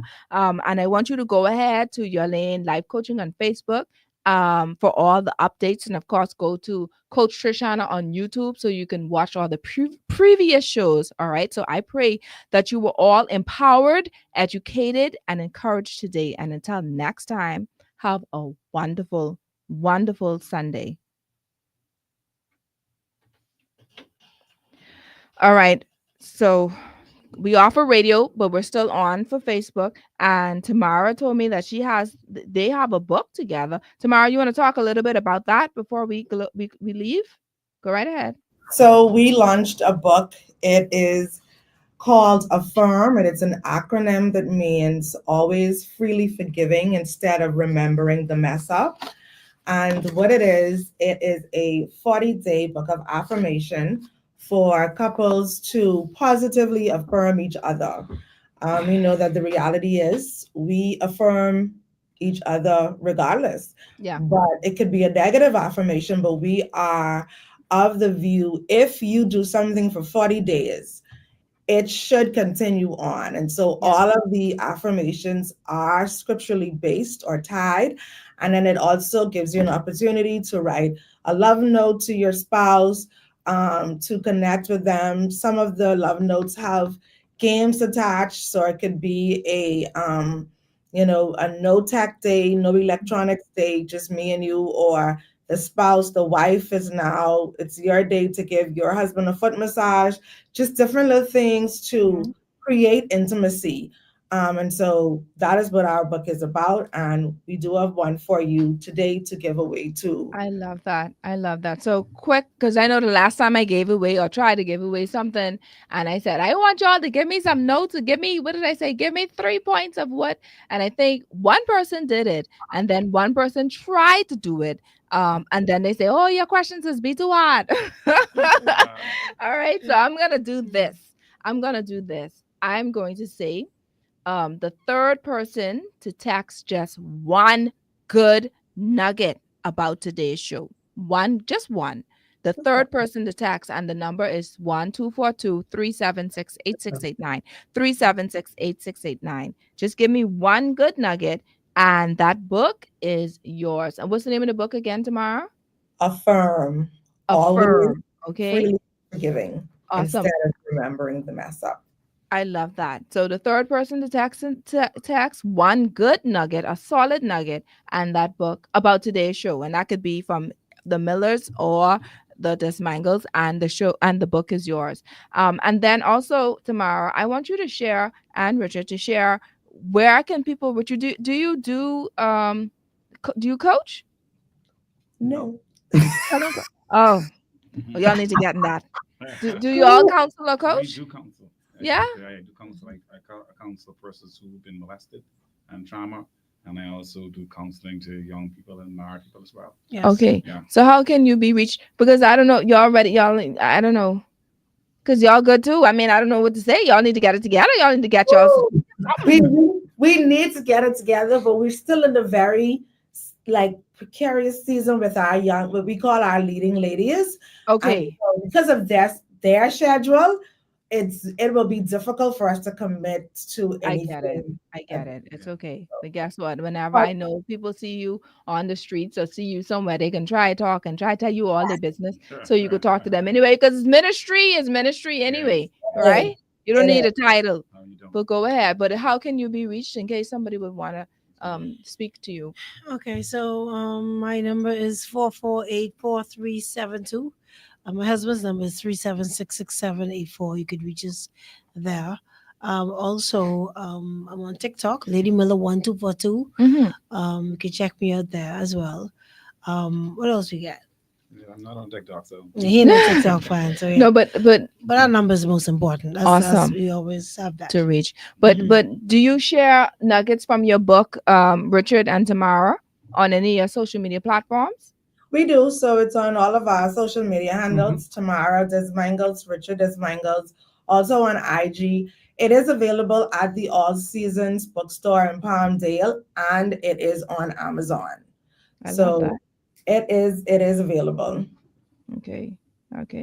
So just reading some of these messages, we were so out of time when we do that. But one person was saying use a pillow for missionary. I guess that's the ashtabakla. Yeah, you put that in there like that. Professional. And that is Richard's twin, actually. So that's why the names are so close. Right. Okay. All right. Okay. Yes. All right. Yeah. I was.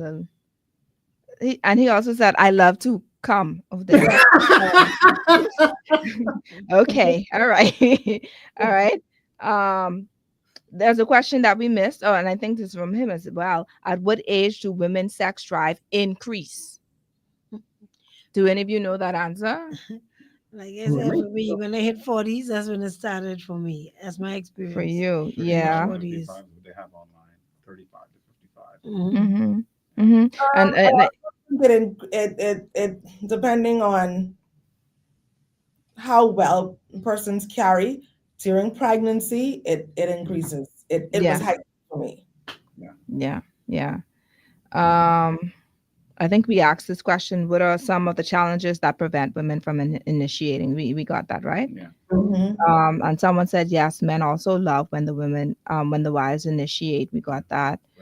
And then someone says it is a taboo because many pastors just don't know how to teach it. I think we were talking about why is it a taboo in church, and they said purity culture and not having The ability to view sex from the perspective of God.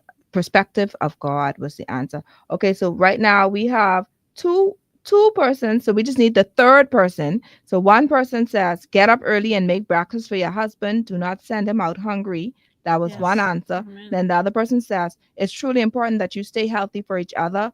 Over the age of 50, salt and sugar is detrimental to a male's health, and try as best as you can to always satisfy your partner, even if it means talking during sex." Those are beautiful points. But can we get one more person?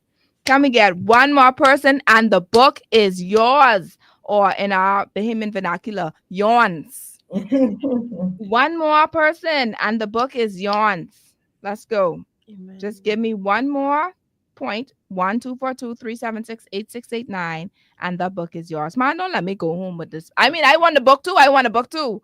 But don't let me go home and not give you all these things, man. So let's get that one more person with an answer. Just one nugget.